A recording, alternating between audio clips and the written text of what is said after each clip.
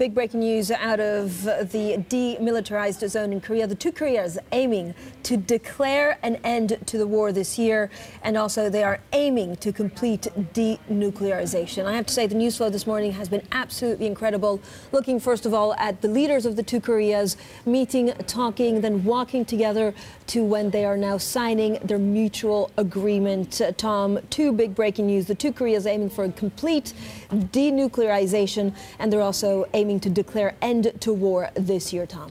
Absolutely extraordinary, Francine. And within the images that we've seen overnight, for those sleeping in America and waking up this morning, an extraordinary day, 65 years on from the 3-year Korean War. And the essence here, Francine, is officially that war never ended. That's what that key headline is about at this moment.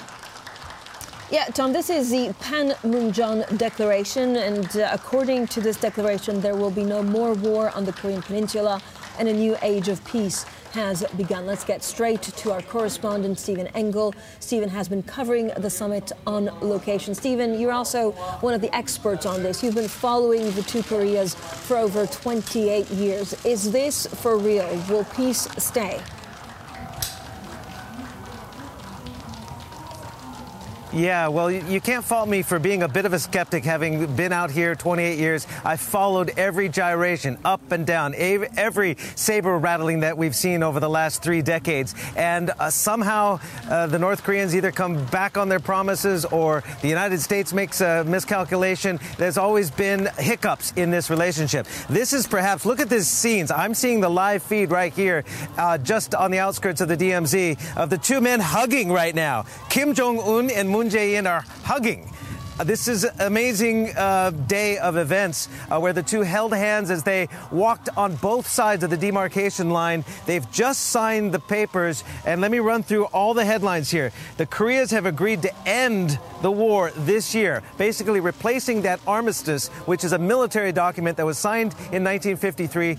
They're going to work towards signing a peace treaty and ending the war officially sometime this year. They're also going to seek denuclearization. That's a very key component of Donald Trump's strategy, of course, and the United States strategy. That's a precursor, really, to engagement with the North Koreans.